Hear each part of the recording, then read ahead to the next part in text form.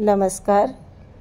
आज म्हणजे ना आत्ता अचानकच भाजी करावा लागती, पाहुणे येत आहे म्हणून. तर 5 मिनटं अगोदर फोन आला की बहिणीचा दीर आणि बहिणीचा मुलगा दोघंजण सकाळी 10 वाजताच्या गाडीने बसले, पुण्याहून येत आहे ते. तर 4 वाजेपर्यंत पोचतील इथं. त्यांचा फोन आला तर म्हटलं आता जेवायला काय करावा त्यांना. दुपारचं म्हणजे आमचं जेवण झालेलं आहे दुपारचं. आता 3:30 पावणे 4 झाले.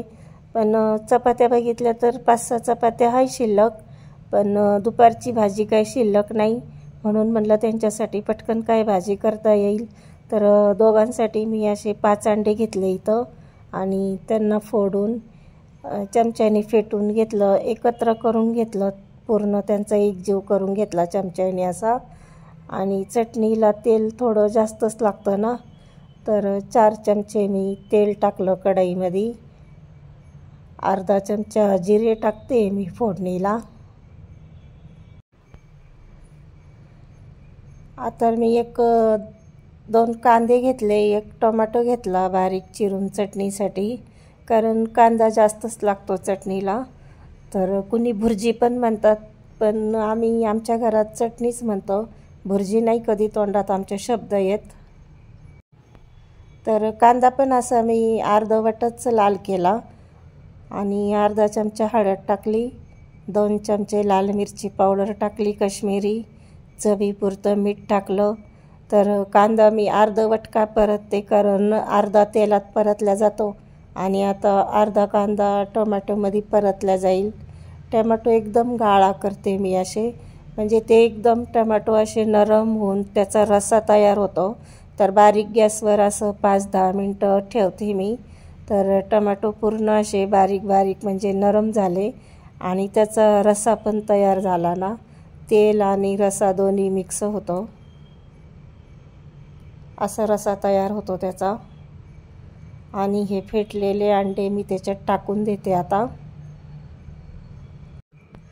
मोठे मोठे गोळ्याची पण चटणी करता येते, पण मी जास्त मोठे गोळे करत नाही, असे बारीक बारीक तुकडे असं चमच्याने असं कापल्यासारखं करते आणि एकसारखा चमचा चालवत राहते मी.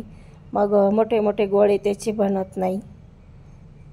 थोडा वेळ अगोदर जरी फोन केला असता त्यांनी तर स्वयंपाक झाला असता, पण असो, पाहुण्यांसाठी जेवण बनवायचं ह्यापेक्षा मोठा आनंद काय असतो ना आणखीन. असं मी चटणी खूप वेळ बारीक गॅसवरती परतून घेतली, त्याचे मोठे गोळे पण होऊन नाही दिले. आणि कोथिंबीर चिरून टाकली मी त्याच्यात. एकदम शेवटपर्यंत मी त्याला परतत राहिले, तेव्हा ते बारीक बारीक झाले. एकदम अशी बारीक चटणी, म्हणजे जसा खिमा असतो ना मटणाचा, त्या खिम्याच्या पद्धतीसारखं असं लागतं ते. खायला पण छान लागतं.